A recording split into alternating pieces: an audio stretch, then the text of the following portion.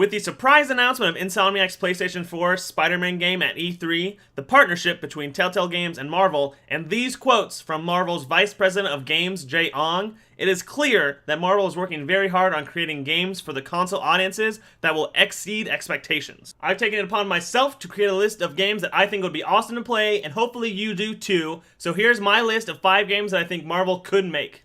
Disclaimer. I'm not including any remakes of games or remastered versions. I'm not going to include any games that have been done by Marvel's competition DC Comics. I'm not including any spin-offs. So that means no Lego anything, DC Universe Online, no Injustice, Marvel vs. anything, or even Ultimate Alliance. This list is completely comprised of new IPs for Marvel. Let's get right into it. I'm high on believing that you're in love with me. Everyone's favorite ragtag team of space misfits, Guardians of the Galaxy, has taken the world and universe by storm. With the release of the first movie in 2014 and a sequel coming out next year, a Guardians game would be an obvious choice for anyone working in the Marvel Games studio. When this game comes out, I hope it is very reminiscent of Mass Effect. The world they built in Mass Effect is incredible, and I think the team of Guardians would fit well into something similar. Now, this game would obviously have lighter tones. You can expect more humor and a banging soundtrack. You could assume that you'd be exploring the world doing something good, something bad, and a bit of both. Not to mention you would get an incredible dialogue option. I think a Punisher game is long overdue. Frank Castle has been popular for a long time, and now that games have gotten to the point where you can have a living, breathing city, the Punisher sounds like a shoo-in.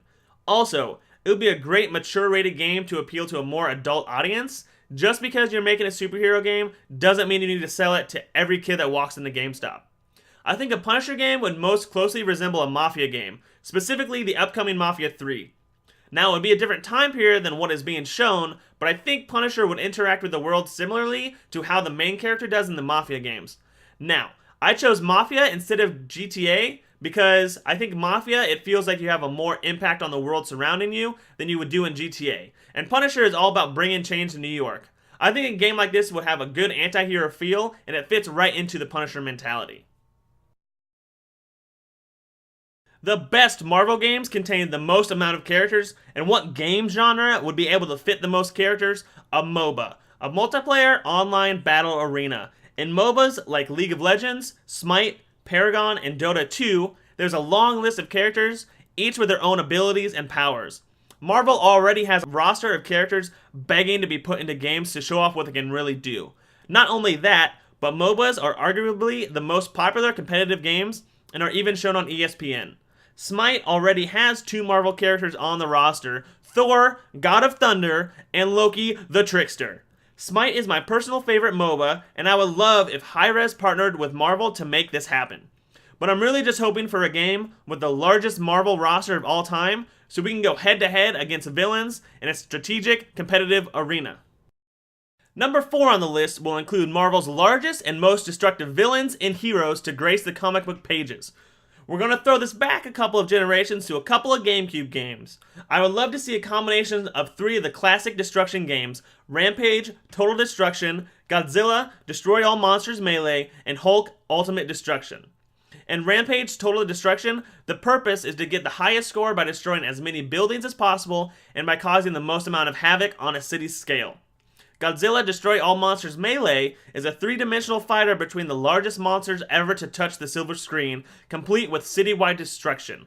Hulk Ultimate Destruction is a third-person action brawler where you use the city as a weapon against itself. What I propose is a combination of all 3 of these games, third-person fighting simulator where you can use a city as a weapon and get points by getting the most destructive, either by terrorizing the city's civilians or by fighting the other Marvel characters.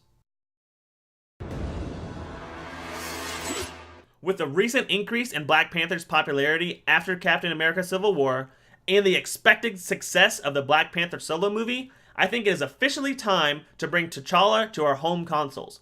Now, if you take a look at the geography around Wakanda, the most technologically advanced nation on the planet, and Black Panther's base of operations, you can see there are deserts, forests, lakes, and obviously the bustling city at the center.